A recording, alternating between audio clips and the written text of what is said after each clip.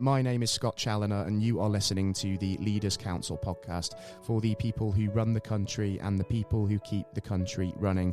Now, as regular listeners of our programme will know very well, part of our mission here at the Leaders Council is to bring you a variety of distinct perspectives on leadership. And to this end, we're joined on today's programme by Kevin Browning, the Managing Director at Global Tunnelling Experts, a company which provides specialised construction personnel to a wide range of infrastructure projects across the globe. Kevin, it's a very warm welcome to you today, and thanks ever so much for joining us on the show. It's a pleasure having you with us. Thank you very much for inviting me. Yeah, it's brilliant having you, Kevin. Now, just for those listeners that might not be familiar with the business and what you do, could you just expand for me on what it is that GT UK actually sort of goes and does in the marketplace, please, in your own words?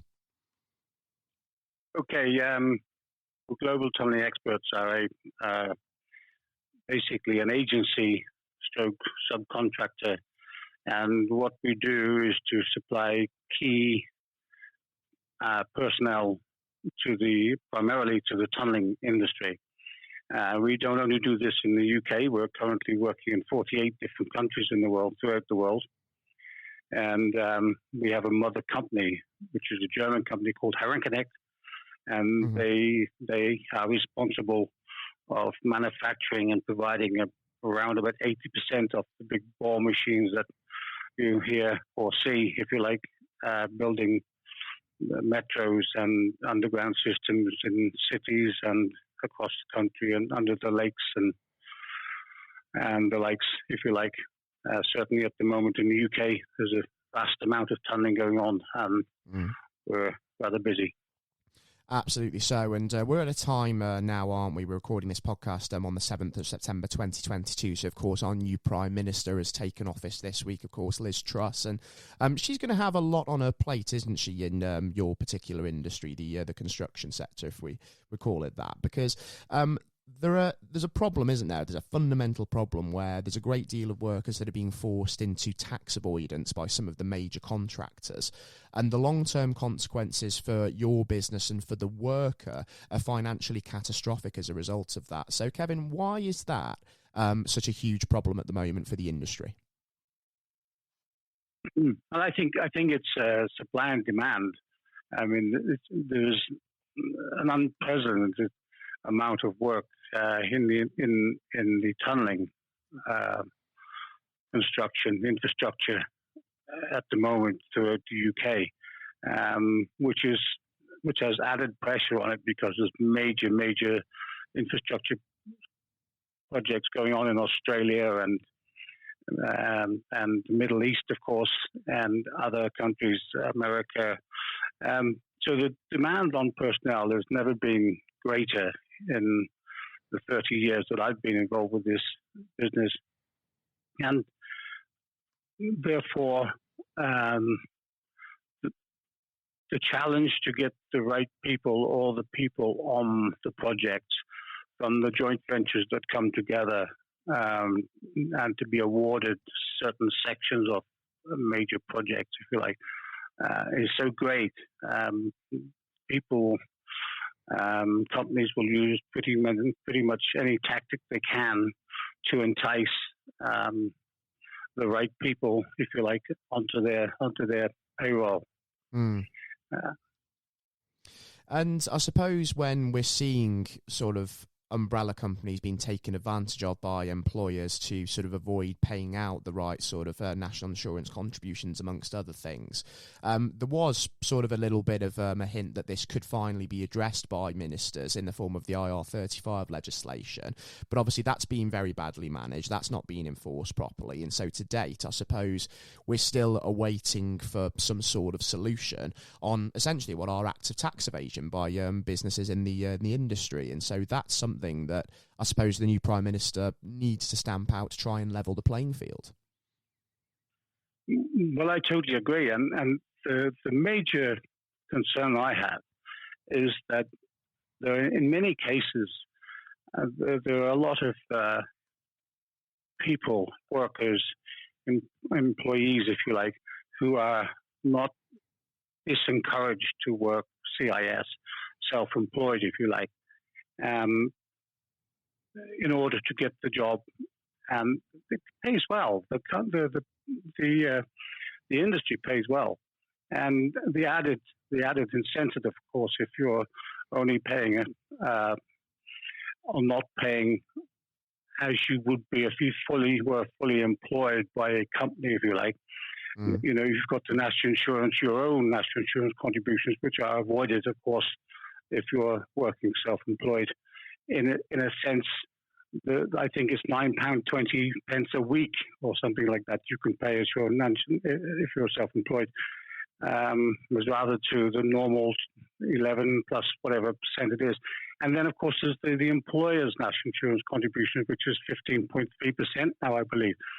And so there's a huge amount of money that is not being collected. And then, of course, there's the 20% tax that the umbrella companies or some companies deduct from the employee as a standard. But a lot of people don't realize 20% does not cut the cloth when you're making 50, 60, 70, 80,000 pounds a year. And this is in reality what a lot of these people, I should say, are earning. And subsequently, later on, can even be back to 4 or 5 years, if you like. The HMRC will at some point, and can at some point, if you like, decide that actually the reality of the situation was that you were not working self-employed, you were actually working as an employee. And therefore, they will come looking for the tax.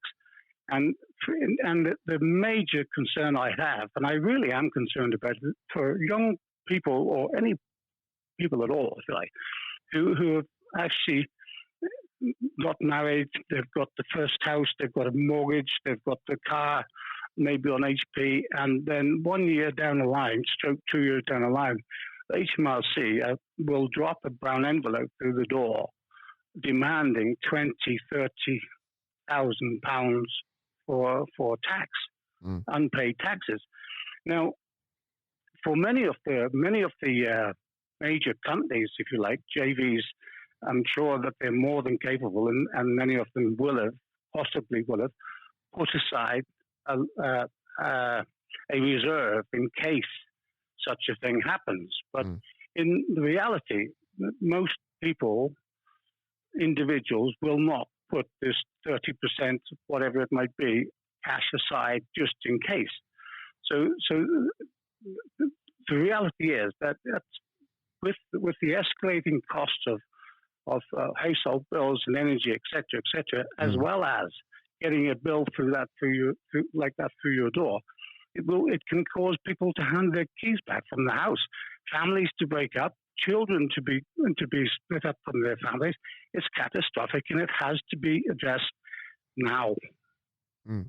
Absolutely so, because there are companies of disrepute out there that are essentially evading taxes and putting workers in danger of having that bill from HMRC. And the incredible thing is that given that they're making such a saving on the taxes that they're not paying, they are actually pricing reputable businesses out of the market by being more successful with major contracts, because they're able to sort of outbid those that are actually playing by the rules and paying tax fair and square.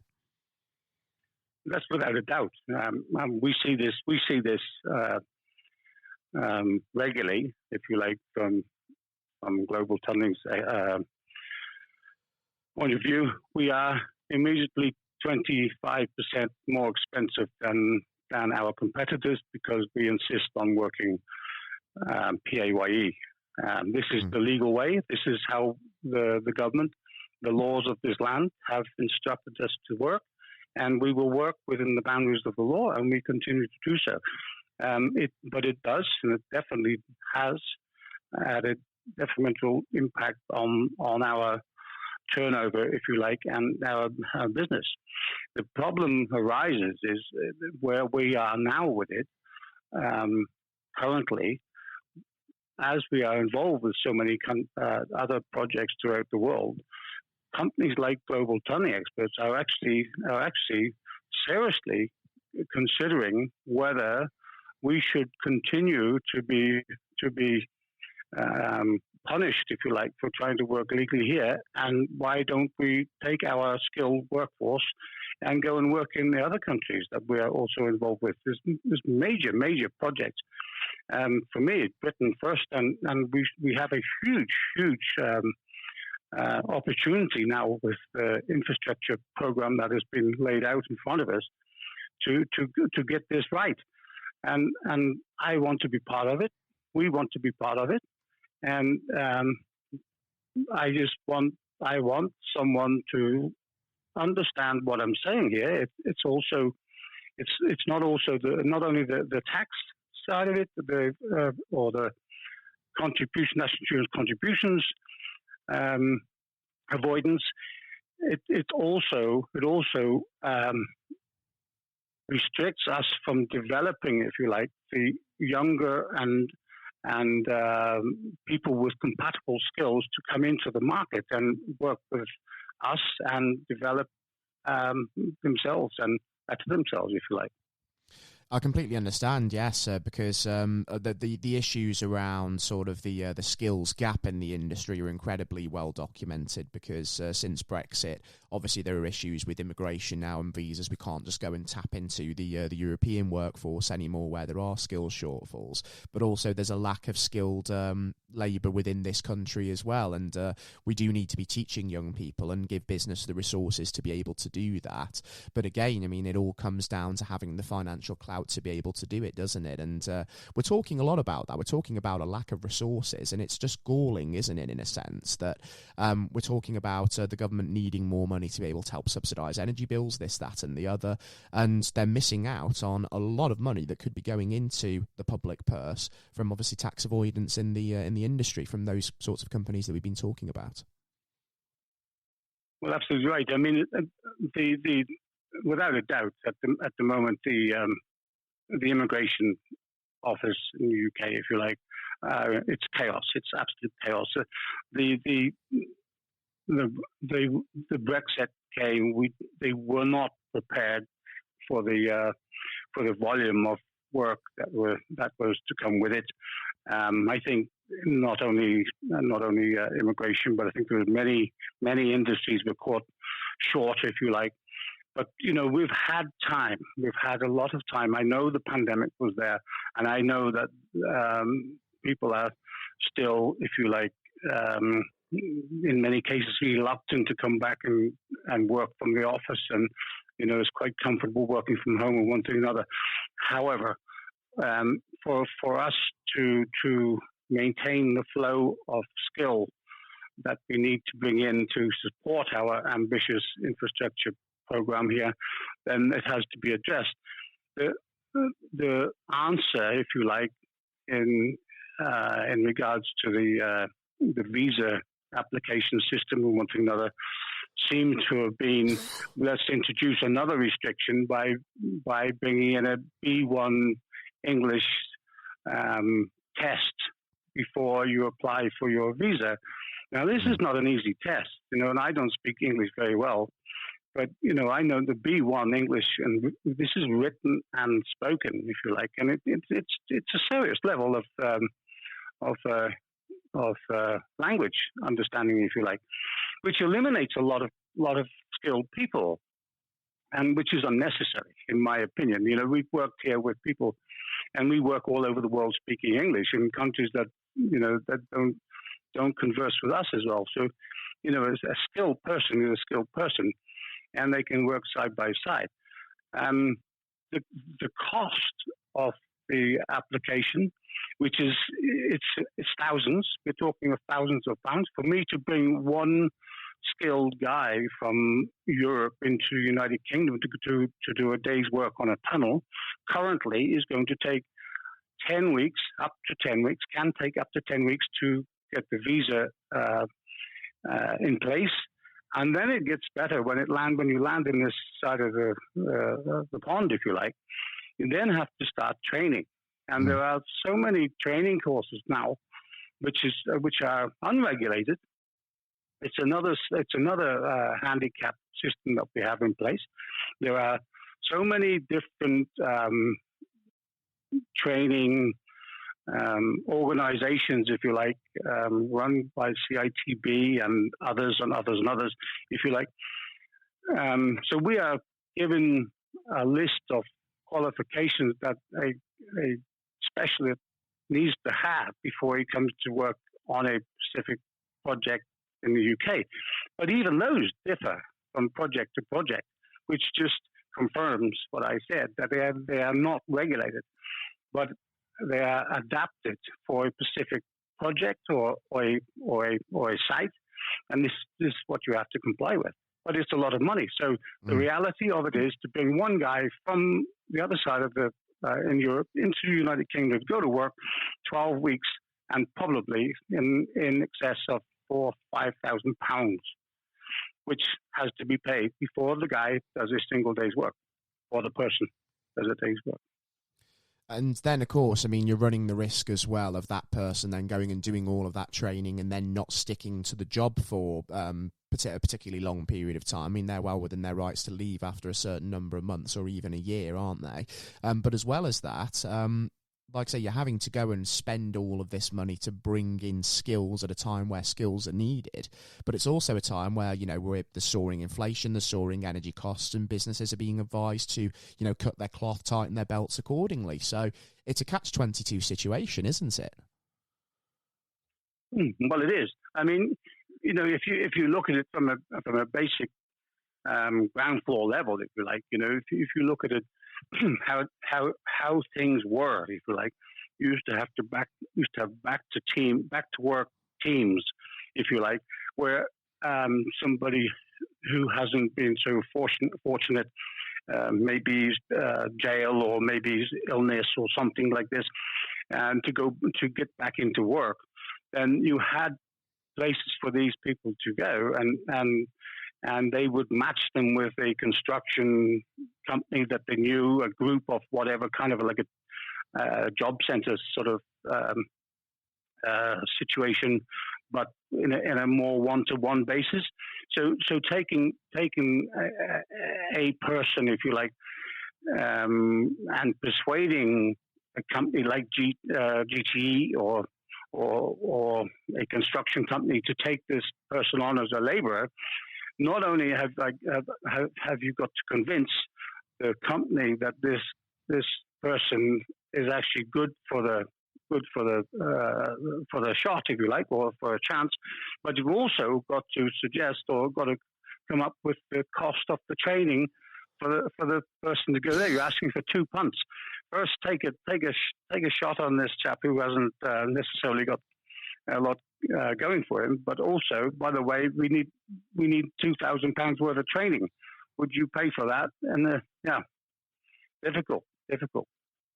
It is difficult, isn't it? And I suppose one solution that GTE UK has tried to implement here is to actually put together its own training academy to try and provide that learning in the tunnelling and construction industries for that next generation.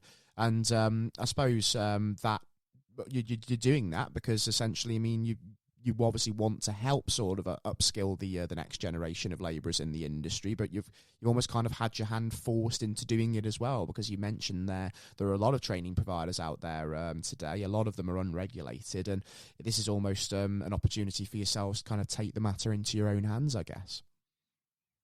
Well, that's totally true. I mean, our training centre now has been running for about 12 months. We are currently running a 5-day course out of that office this week. I think it's a fantastic thing. You know, people educate themselves and get better qualified, and certainly as they grow and develop, if you like, and to be able to have a facility here in the southwest where we do have in Portishead near Bristol. You know, it's open for all. I mean, I also run mini medics courses, mini medics from 9 to 11 years old, and at cost. So it's a 2-hour course. They come in and they actually learn what to do if in a case of emergency and one thing or another. And by doing this, you know, if I can just save one life, if we have saved one life, or if we can encourage maybe one of those children to become a nurse or a doctor or something just because they've had the little bit of an insight to it or something. That's fantastic. So that's also any way to develop and entice the youth and others into work. Absolutely. Yeah, and it's important, isn't it? Because there are some negative perceptions of construction as an overall industry in the UK, given the I suppose the value that's been sort of placed on sort of academia compared to more technical vocations, and that's in the long term has been incredibly damaging to the construction industry. So being able to sort of bring youth in, show them that the sector is lucrative and show them the opportunities that are there, I suppose that's also an incredibly important approach, isn't it, if we are to sort of address the skills shortage that's clearly manifested at this moment in time? Well, it is. I always say, if you have mud on the floor in the bars, then the economy is in the right place or going the right place. Because the first thing to grind to a halt, if you like, in any kind of recession. I'm old enough to have lived through several of them, and the first thing you see is that the muddy boots stop appearing in the bars. And I know there are many new wine bars that don't like to see muddy boots, but to be honest, the ground workers and the people that first put the spades in the ground are the ones that are the first ones to become unemployed when the economy starts going in the wrong way. That's the bread and butter, and because the roll-on effect, if you like, of the no muddy boots becomes no electricians. It means no plumbers, no clean boots, if you like, and it works all the way up. And no house sales, then there's no carpet sales, there's no floor sales, and etc. This is the roll-on, and eventually there's no bricks being built, or no houses being built. So it's very important, if you like, that even though there may be people out there that look down on a mud on the floor in a bar, to realise that's quite important. It's exactly it, isn't it? And I think somebody actually put it very, very well in the recent special report that we put together on the post 16 and Education Act. The government sort of sent to Royal Assent recently. That it's essentially the construction workers, those key workers that build society. It isn't people who go sort of making celebrities of themselves on social media. And it just shows, doesn't it, that these are the people that run the country, and yet they're the first to be impacted by any sort of recession. And that's a real shame, because they are the backbone of this country. And these are the people, these are the skills that we so urgently need. And these, unfortunately, are the skills that we are so urgently lacking. And it just shows that maybe somewhere along the line that we seem to have got something severely wrong. Well, I've actually employed and placed thousands of people over the years that I've been involved in the industry, and many of these people have been younger people who have not necessarily been academically strong enough, if you like, to go into positions where education is a requirement, if you like, or levels of achievement are required. But many of the youngsters that I've started have, for the first time, been given a chance to work with their hands, and this is so important. And they've gone on to develop into really key persons within the industry. Many of them now, over the years, have become the bosses of the industry, if you like, and operators for tunnel bore machines and mechanics and electricians and stuff by being given the chance. One of the problems we have now is there are many useful, keen, and able people within the United Kingdom, and I say that as a whole, including Ireland, the whole group, if you like, that would absolutely love to be able to maybe leave the job they're working in currently and step into a job that pays more money, gives them more. It's more fulfilling. It gives their their family a better standard of living, etc., etc. But the restrictions put upon these people, if you like, by firstly you need to have an NVQ, you need to have a CSCS, you need to have a TSMSTS, and this you're talking about 4,000, 3,000, 4,000 pounds.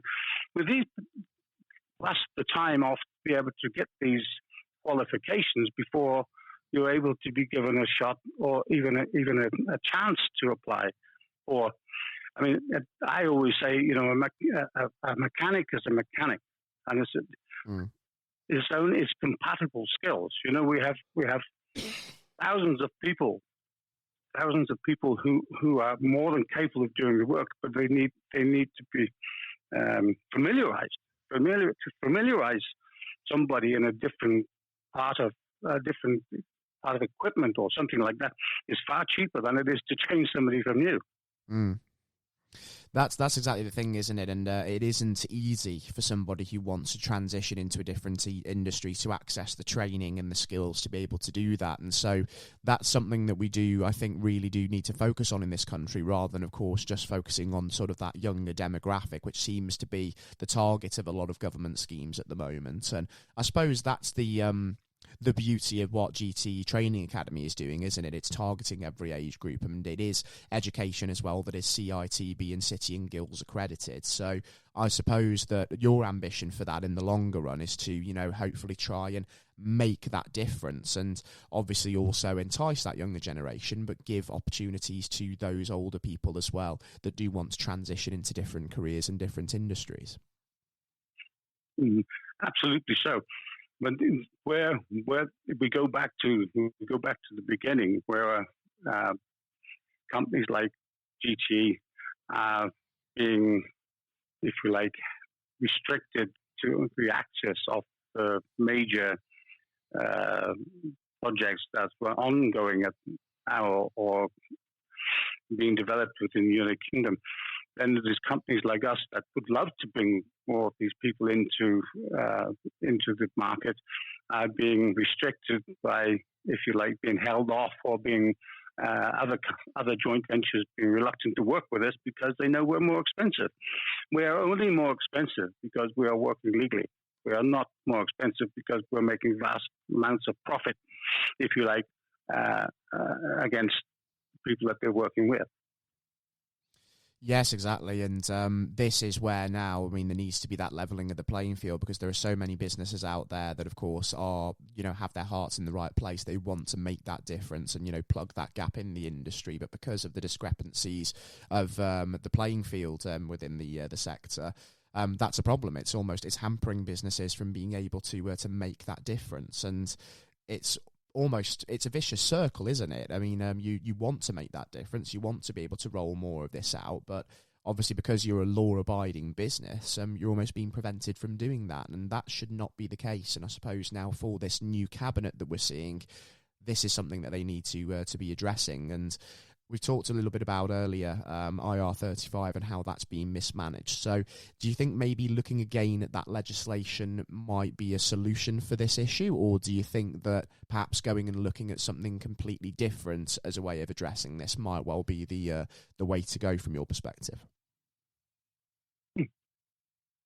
Well, my understanding is what the government are currently the line the government is currently taking is that they've employed more HMRC inspectors, I think 150, to investigate, if you like, companies. And the thing about HMRC is they're 24/7. They don't need to sleep. They get a case and they deal with it, and it takes as long as they want, or it takes, if you like. So eventually, the money that is being, or the avoidance, if you like, tax avoidance, will, I assume, be found out, and there will be There will be companies and people held to account. But my concern, as I said before, is for the employee, is for the single person. The big companies, you take your chance. That's what you've done. You know what you're doing. They're certainly smart enough to become a big company, so they're smart enough to know what they're doing. But for the individual, it really concerns me.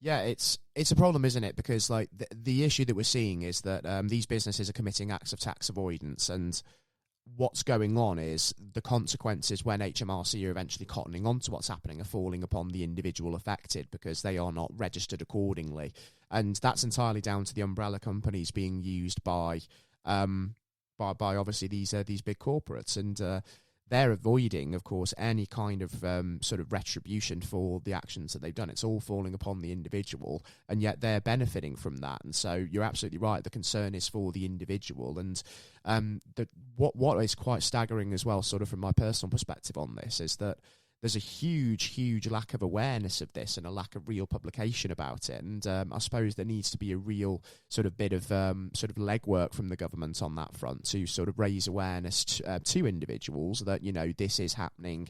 You need to be checking this. You need to be aware of it. Or it could obviously be you that's going to sort of bear the brunt of all of this. Yes. I mean, it's so widely used, and it's at such a senior level, if you like, that consultants working for a company for 1 year, if you like, can currently be self-employed. This is not complying to the ER35. You know, there are so many senior people throughout the country working the system and avoiding the national insurance contributions and the full tax contributions, if you like, to be real. I know that there are many wealthy people out there that are benefiting from the loophole as well, and they're more than capable of paying their £15,000 a year for Bupa, for their private medical care. And their £9.20 a week doesn't really matter. The fact that there are also thousands of these very wealthy people who are stepping ahead of the National Health Service queues to get themselves treated in one thing or another. That's all part of maybe evolution. You know, there's private medical care, of which I do also have. I have private medical care, but I fly all over the world, and unfortunately, the NHS does not cover me when I'm sat in India with a bug in my belly or something like that. But I do pay my full national insurance and taxes. And that's it, isn't it? It's the even though a lot of these people who are profiting from these people that run businesses that are profiting from not paying national insurance contributions, even though they can afford their own medical care and they think, oh, well, I don't need to pay into the NHS. I mean, there's still a very moral problem there, isn't it? I mean, it's almost one rule for one set of people and one for another. And then I think if that isn't addressed as well, I mean, you're obviously going to see more of that kind of class divide and more of that kind of discontent socially, aren't you? So, I mean, it's in the interests of that also that ministers have to have a look at this again. Absolutely. There are still many people that limp into the NHS with a sore hip or damaged knee, if you like, having paid very little into it. That's for sure.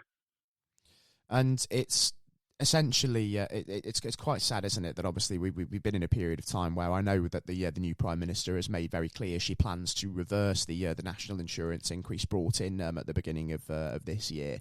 But the irony of that is that they've raised national insurance contributions, and yet they're probably still not going to get the revenue that they need to get from it because there are loads of people that are still avoiding it. And so those that should be paying more are not paying more, and the burden was essentially being on the shoulders of everybody else that was sort of abiding by the law and already paying their fair share. Yeah, sure. I mean, look, I've said this before. I wrote this before. I believe our nurses in particular, and doctors, health care workers should be paid more money. And I believe our soldiers should be paid more money also. We're living in, let's say, relative peace at this moment, apart from sadly what's going on in Ukraine. However, we were at war for 10 years. Our soldiers were paid very poorly. Our nurses have been working for hundreds of years with poor, I would say, salaries as well.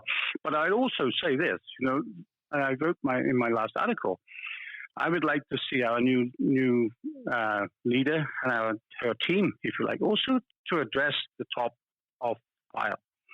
It's clear for anybody with sense that we are top heavy. We have countless committees and organizations and councils and federations and et cetera, right, who have come together, been brought together to make a decision, if you like, or to help make a decision, who have never been disbanded after they were brought together. And if I look at the NHS, the NHS, if you look at the top of the NHS, it's I don't know how it doesn't topple over. There's got to be a ratio of 4 to 5 to 1 nurse above. And if you look at many of the companies that we have, and throughout the country, government departments, etc. And again, if I swing back into the immigration office, then how can we be short-staffed in the immigration office? How can it be? This is impossible. We have more than enough people who could be reallocated to actually do something that for the salaries that they're extracting at the moment from the taxpayers' purses. And this is what I'm saying to our new leader. Please address the huge weight that we are holding above us from many of these companies. I think you're absolutely right. I think we're talking at a time where, there's inflationary pressures, the strikes on, and people want pay rises to try and obviously be able to sort of afford the cost of living. And, we're in an era where there are a lot of top-heavy businesses, both in the private and public sectors. There are people there sort of running these organisations. Nobody's entirely sure what their sort of practical role actually is. They are more often than not taking large salaries away from it, and their being there, it essentially just creates more bureaucracy, doesn't it? It's another barrier to actually getting things done, I suppose. And so I do see where you're coming from in that sense, that these departments at the top that are incredibly top heavy, that do have these extensive boards of executives, perhaps this is something that needs to be reviewed, because essentially they're showing, given the way that they're built, that they're not actually capable of planning or providing the services that they were intended for because of the way that they're structured. Absolutely. And many of them are also self-employed or on the pretense of being self-employed. Again, at that level. So serious salaries and serious flow of cash flow, if you like, that which is much needed. We're much needed. We're talking about energy now. I'm also, what is the answer? I don't know what the answer is. Actually, not. Otherwise, I would suggest it here. But I would like to see honesty. I would like to see honesty from our new government or new leader, if you like. What are the consequences of a windfall tax against the big energy companies? Because as a layman, which I consider myself to be, is somebody explain to me, because the obvious thing for me to suggest would be a windfall tax on the vast profits, if you like, within energy companies and the likes, if you like. However, if there's a reason why we can't do that, then just be honest with the layman people of the country and say, listen, this is why we're not doing that, because the consequences are, rather than, well, we're just not going to do it or whatever, because we're not all stupid. We're not as smart as many of our leaders in one thing or another, but we're not stupid people. So I think it's 2022. People are not going to accept what we used to accept as a younger person. Don't ask questions and get on with it, because people are now looking for answers. They want to know. They want to know the reason why. They want to know the reason why. And we can argue with that as much as we want. That's all about democracy. But at the end of the day, if you're going to make a decision, and if it's questionable, just give an explanation why I've done it. I've done it because, or I haven't done it because. And people can argue about it, but at the end of the day, at least there's an explanation. Yeah, so I suppose if we were to sort of put out there through this podcast one big message to the new Prime Minister, the new cabinet, or any leader in any walk of life out there, I guess it's that there need to be some clear non-negotiables here, and that's essentially transparency in your leadership, what you're doing, make sure we know the hows and the whys, and just plain and simple integrity as well in leadership. I mean, and I think in some respects, people have a lot of reason to think that perhaps that's been lacking in some quarters in years gone by as well. Yes, I believe so. I think it's a very brave person to take the position of Prime Minister at any time, and in particular now. You've inherited the team. You've been part of the team. It's like becoming. I look at the government like a business. I look at it as the Prime Minister, the CEO, the Chancellor Exchequer as the CFO, and as it goes down, and I see MPs as directors, and I see directors as somebody who the councils throughout the country answer to, and as a pyramid structure, if you like, as a company should be. There are massive flaws. It's a huge, huge company, of course, and I don't think it's ever been brought to a board meeting, if you like. I can imagine it would take half of London to sit them all there. But there should be accountability. There should be accountability, and MPs should be held accountable for their areas of responsibility, and they should be reporting up the ladder to the point where the CEO can actually say, "Listen, this performance is not good, and what's the reason for it?" And the MP should not be able to roll on for years and years, whilst the whole thing below him is a shambles. That's my view on it. Exactly right, and perfectly vindicated as well by what we've seen over the course of the last few years in many, many respects. And it's clear, isn't it, that the new Prime Minister Liz Truss, she's going to have a lot on her plate, particularly with the construction industry. She's got to deal with the energy cost burden. She's got to deal with IR35, whatever the course that's going to take, and obviously just level the playing field fairly and make sure that everybody's abiding by the law and paying what they should be into the system, because we're at a period of time where the government's going to need all of the money that it can get, even if it is alleviating the tax burden on the individual. So certainly plenty for her to get her teeth stuck into. I think that's for sure, isn't it?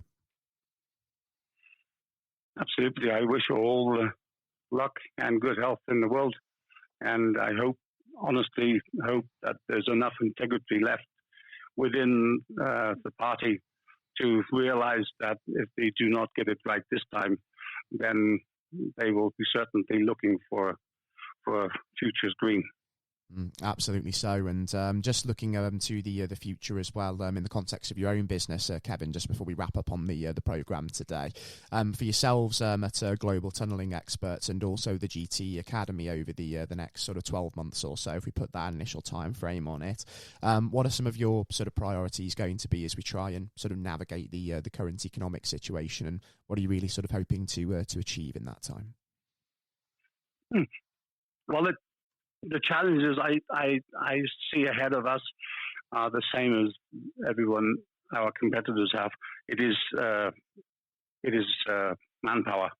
It is workforce, skill set.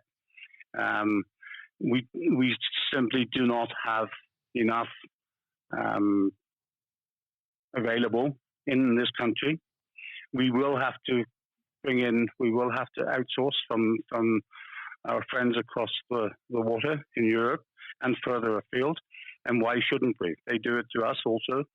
I'm 3 times around this world traveled. This is not the only country that's suffering, if you like. But we really have to get this sorted. We have to get our immigration policy sorted. And I would suggest that companies like Global tunneling experts, to have a database of over 8,000 persons within it, if you like, from all over the world within our industry. We know very well the skilled workers that's required and the ones free from this country to another. This is how we have continuity of work for our guys. But we could also be considered as a pre-authorized specialist, because we have done all of the checks. We have done all the checks. We know the person, we know the skill set, etc., etc.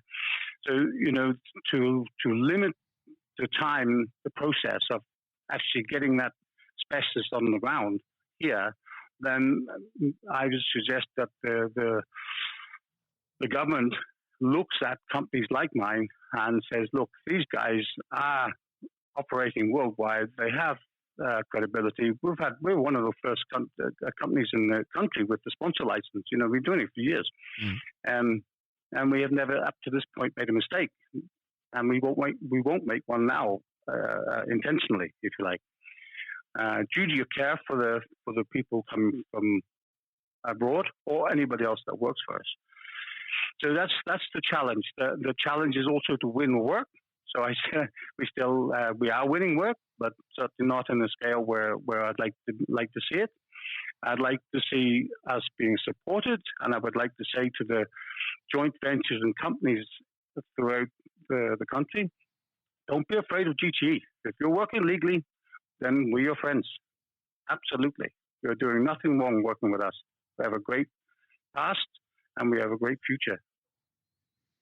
Yeah, absolutely. A food for thought for anybody tuning into to this podcast today. And if you do, of course, want to find out a little bit more about Kevin and the business, global-tunneling-experts.com is a good port of call. And there's also the gteta.com website as well for the GTA Academy that you can look at if you're interested in the work that they do. And obviously, as well, just a message to sort of yourself, Kevin, just echoing what you said to the Prime Minister. I do wish you all the luck in the world in sort of executing the aims that you've outlined there. And just a message as well to ministers. I mean, when it comes to sort of trying to source skills in the short term, I mean, there is little alternative but to obviously go and outsource those skills from abroad, because it's going to take years to sort of build the skilled domestic workforce that we need. But at the minute, it's just simply taking too long, isn't it? So plenty to review, plenty to think about. And to yourself, Kevin, wish you all the luck in the world in being able to do that from a business perspective. And certainly all the best over the next year. And I think it would be great once we sort of have an idea as to how it's all panning out for you, to catch up and have you back on the show just to see how things are sort of panning out for you in the business. Thank you very much for having me. It's been an immense pleasure, Kevin. Thanks ever so much again for joining us. And I do hope that everybody tuning into the podcast today also enjoyed hearing from Managing Director at Global Tunnelling Experts UK Limited, Kevin Browning. And from myself, Scott Challoner, your host today, it's been fantastic having you joining us today on the programme. And if you run your own business or your organisation with its own story to share with us about the issues that we've discussed, or any topical matter and issue that is pertinent to your industry, then you too can apply to be on the programme to leave that point of view with us via leaderscouncil.co.uk/apply. Until next time, everybody listening in, do take care and goodbye.